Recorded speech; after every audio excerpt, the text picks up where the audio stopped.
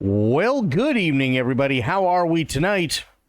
Hopefully, everybody has had a great day. We made it. Happy Friday. We are back. And we are going to be doing more Detroit Become Human. Jesus. I need to turn autoplay off. Yeah, we are going to be doing more Detroit Become Human. Aylin, it's good to see you. How you doing? How are you? We got a tiny bit of news. And then it's video game news. And then, yeah.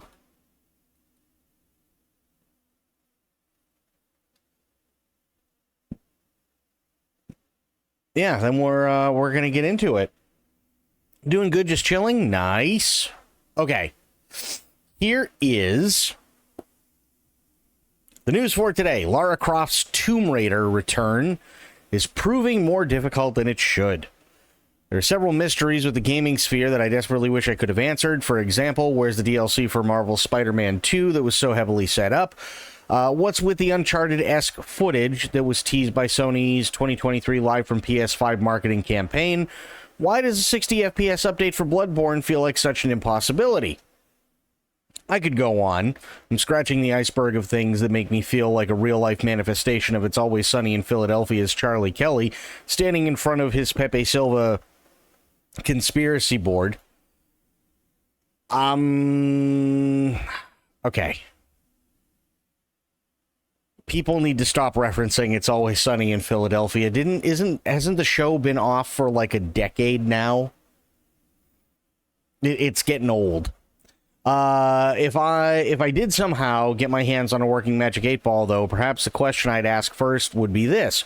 What the heck is going on with Tomb Raider? It's been 7 long years since the last mainline entry in the Tomb Raider franchise arrived in the form of Shadow of the Tomb Raider, and while there is one reason as to why the franchise has needed to take a break, it doesn't quite justify the complete and utter absence of Lara in our lives. I personally was a huge fan of the Survivor trilogy, and while many herald Rise of the Tomb Raider as the best installment it had to offer, I was always more of a Shadow of the Tomb Raider girl myself. It featured compelling puzzles, a cutthroat and accomplished Lara, and a well-realized world teeming with terrifying enemies. I'm not quite sure I've ever felt so much like an adventurer myself. Many of those tomb entries were not obvious at all, and entering one only to hear a chilling otherworldly cry or a scuttling sound along the wall truly made me feel like I was entering somewhere that may not have been stepped foot in for hundreds of years. And that end sequence, exhilarating. Okay. Survivor Trilogy did such a wonderful job of shaping Lara from a naive explorer to the toughest heroine many have always loved, with each entry intensifying alongside her growing personal resolve. It left me beyond excited for what might be next, the possibility of a new trilogy pushing this brilliant modern iteration of Lara to her limits. Her growing combat prowess throughout the Survivor Trilogy, if continued, would only open up new gameplay opportunities, and there are hundreds of thrilling locales the series could have taken us to. Okay. I personally did not like the new trilogy. And it's got nothing to do with the fact that it's Lara. Holy shit, it's Lara Croft. Right? I've been alive longer than Lara Croft and Tomb Raider have. But Lara Croft has always been badass. My problem with the Survivor trilogy is that I have no issue with it starting out with her being this naive person who wants to explore and shit goes wrong and, you know, she overcomes obstacles and stuff like that. And by the end, she is really badass. Yes. Problem is that literally she just keeps getting the ever-living shit kicked out of her. That's really the only issue. And some of them are just like, Jesus, did we really need to do that? And it just got old. It was like, okay, run around, do puzzles, maybe shoot, a couple of animals, and then maybe sneak up on like one or two guys. go through, finish the rest of the puzzle, and then watch a cutscene where she just gets the ever-living tar beaten out of her for like 15 minutes. To me, that's not fun, because it was the same thing on repeat over and over and over. I can understand if it's the very first game and she's got to learn the hard way, right? The world isn't nice. People are mean. She's definitely not in Kansas anymore. She doesn't have the protection of, being inside her mansion and locking the butler in the freezer. She's in the real world. Okay, fair. For one game. But when it's 3 games of, here's a puzzle, or here's a cutscene of her getting the shit kicked out of her, here's a problem or puzzle that she's presented with, she kills a couple animals, she kills a couple guys, she finishes the puzzle, and then there's another cutscene that's even longer than the previous one, where she just gets the shit kicked out of her. That's not doing anything for me. It really isn't. Now, to what this person is saying, right? Her growing combat prowess throughout the Survivor trilogy have continued would only open up new gameplay opportunities. No, it really wouldn't. Because what is it that she's supposed to do in order to top what she's already done?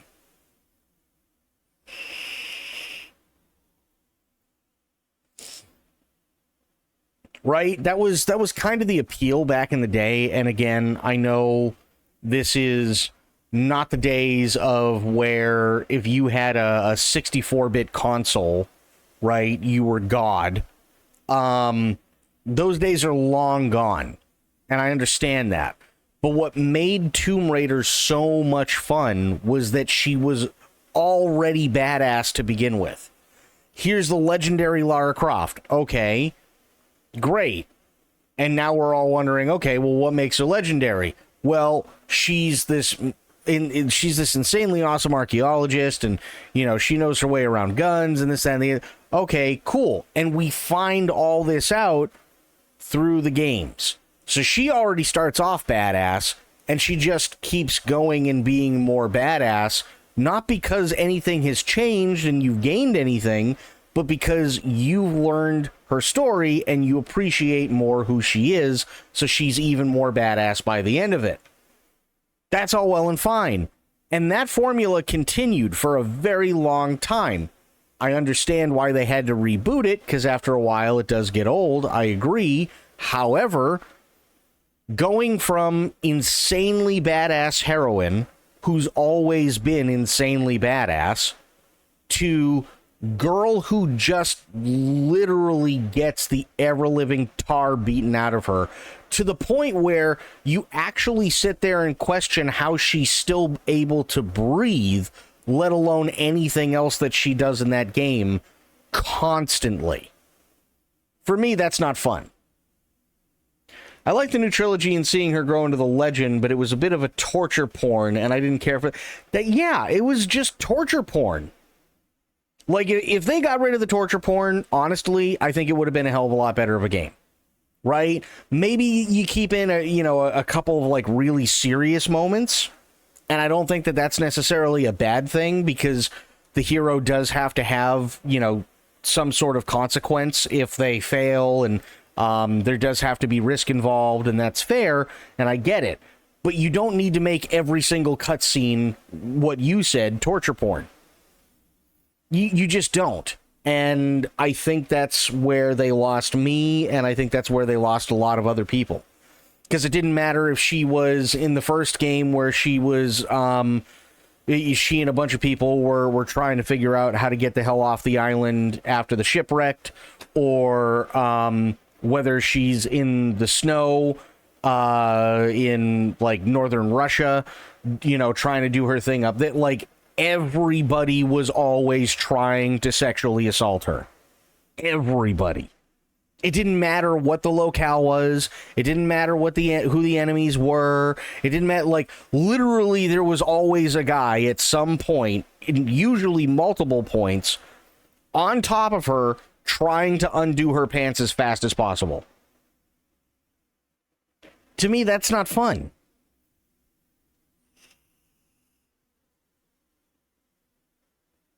That's just not fun, right? She's supposed to be a hero. She's supposed to be empowering to women, and I know that, things that are able to be portrayed now compared to how, what was able to be portrayed back then has grown drastically, and I understand it.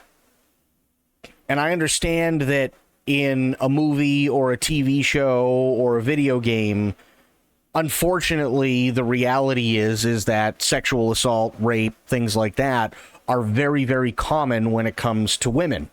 It's a sad reality. So using something like that once in a video game to show just how far the bad guys are willing to go, I don't necessarily see that as a problem. But you use it once, you don't use it as a crutch, which is what they constantly did.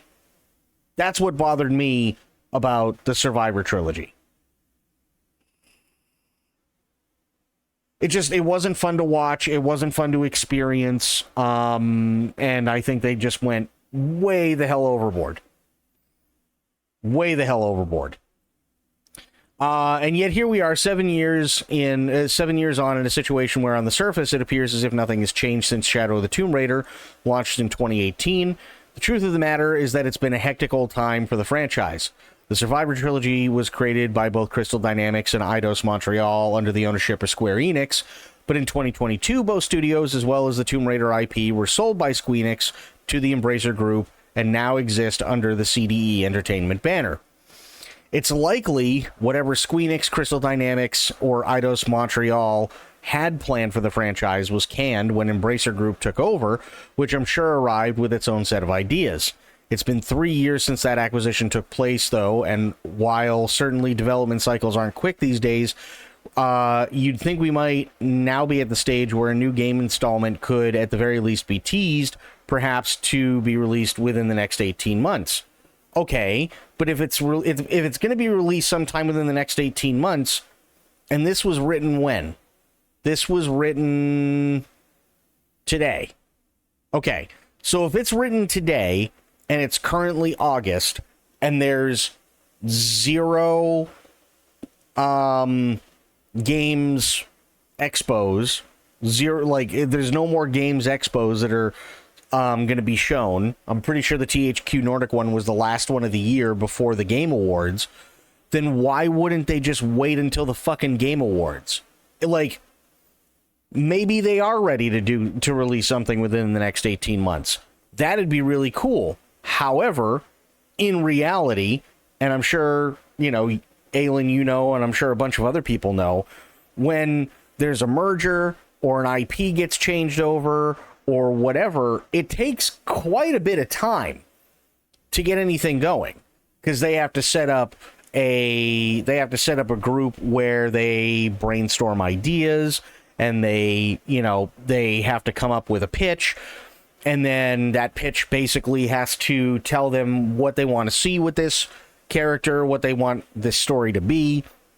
They may actually have to do a mock-up in order to be able to present to people. And this is all like 6 months to a year after the merger or buyout or takeover or whatever happens, right? Everybody's got to get their ducks in a row before they can just start going, oh, hey, well, we got to do this. So this whole process could start literally over a year after all that stuff happens, and then they have to go through all that stuff, which could take 9 to 10 months, depending on exactly what they have to do and depending on exactly what the higher-ups are looking for. And then the higher-ups and the dev team have to agree that, yes, the game should be made, and then they also have to hash out how much it's going to cost and how long it's going to take them to make it. Which, unfortunately, is also kind of one of those things where, again, and I'll use my example from the other day, the execs go, okay, brass tacks, how much and how long? And the dev team could go, we need $80 million and it's going to be 5 years. And the executives, depending on, how they feel that day, might not even go, well, we'll take it under advisement. They might immediately turn around and go, well, you said you needed 80 in 5 years. We're going to give you 50 and 2.5 to 3 years. And then either they have to agree with it, or if they want to keep going with the project, but they don't think that that's a fair deal, they have to go shopping for other people that are willing to put up the money, which can take even more time. So, like, I don't understand. Well, you'd think if it's coming out in the next 18 months, first off, if it's coming out in the next 18 months, then they're probably waiting to the Game Awards, right? The Game Awards is literally the biggest night in gaming for awards and stuff like that. That's why everybody tunes in on Twitch. That's why everybody tunes in on YouTube. That's why more people are buying, Fire Sticks and everything like that for their TV so that they can sit there and watch it too. So maybe they're waiting for that. I know I would. But if not, doesn't necessarily mean that they aren't in development. It just means that maybe they're not ready to show it yet. 3 years ain't all that long, sadly. Already, it's obvious that Embracer wants to get its money's worth. Lara has recently surfaced in Naraka Blade Point, Fortnite, Call of Duty, and Dead by Daylight, to name a few titles, sporting a design that'll assumedly reflect how she may look in the next mainline entry, whenever that may finally grace us with its presence. I'm not a game developer, I noticed. So I'm not going to sit here and say that developing a Tomb Raider game is easy, because that would be a lie. Game development comes with many challenges. Yeah, it really does. But at the same time, I don't believe that Tomb Raider is a difficult franchise to grasp. No, it is a really difficult franchise to grasp. I highly disagree with her. It's a massively difficult franchise to grasp. You are talking about a character that has had probably more character arcs than most. If I had to stop and think about it, she's probably had more character arcs than most characters we've seen come and go, and she's still around. So she started off as badass heroine. She kept going as badass heroine for a while, and then once the PS2 era caught up to everything, then she was less of a heroine and more of an anti-hero.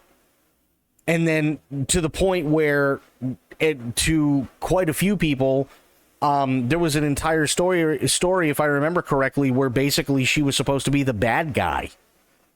And then, after quite a long hiatus, she comes back, but it's all prequel stuff.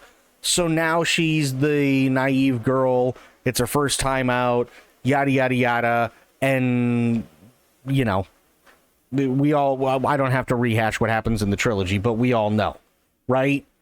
So, yeah, it is a difficult franchise to grasp. 100% it is. It's not exactly one that requires much in the way of reinvention or innovation. What? Perhaps beyond some modernization when needs arise. It's not exactly one that requires much in the way of reinvention or innovation, perhaps beyond some modernization when needs arise. No. What? That doesn't make any sense.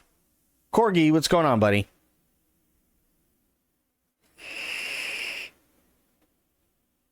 All us longtime fans want is the heroine we love flung off a thrilling new adventure where we can seek out treasures, fend off competing goons, and discover locations or items thought to be myths or lost to time. You'd hope that after holding on to this franchise for 3 years, Embracer Group might have something to show for it. It takes longer. Oh my god. Okay. So what can we say is in store? Well, we know the Crystal Dynamics is helming the next entry, with Embracer enlisting Amazon Games as a publisher. It's described as a multi-platform, single-player, narrative-driven action-adventure title, which admittedly doesn't give anything away that we didn't already assume. The deal was revealed shortly after Embracer acquired the IP in 2022, so the project should have a few years under its belt, with Amazon Games boss exclaiming the development was going well as recently as 2024. that doesn't mean anything. Well, hey, any updates on the the Tomb Raider franchise? Yeah, no, production's going really well. We didn't get anything out of that. Just woke up from a nap. Nice. It goes without saying that none of us want the next entry to be rushed, especially given how long we've waited. Anything that might be described as disappointing would shatter us all.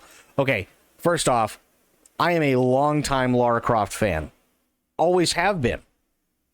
And it's because of her that my interest in Indiana Jones was renewed. Right?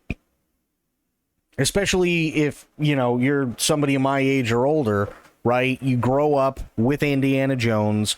They stop making indie movies after The Last Crusade. So you only really have the 3 movies and a crap TV show to go off of. And the years go on and nothing happens and you get older and so on. And now all of a sudden, here is basically a female version of Indiana Jones. But the difference is she really likes to use guns and she's also really hot. Yeah. Absolutely. Most people are going to be playing that. It sounds really fun and really cool. And it was. And it renewed my love for Indiana Jones because I